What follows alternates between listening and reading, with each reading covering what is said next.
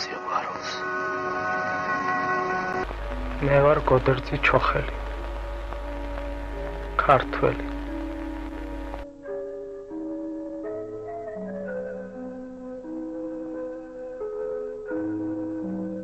ბედნიერება რა არის ვერ მეთქვი? კაცი რო ამ ქვეყანაზე მოსაგონარს დასტოვებს, ის არის ბედნიერება. რა არის? სიცოცხლე. სიცოცხლე სევდა არის. ადამიანად ყოფნის ტკბილი სევდა. სიკვდილი. სიკვდილით სევდა არის.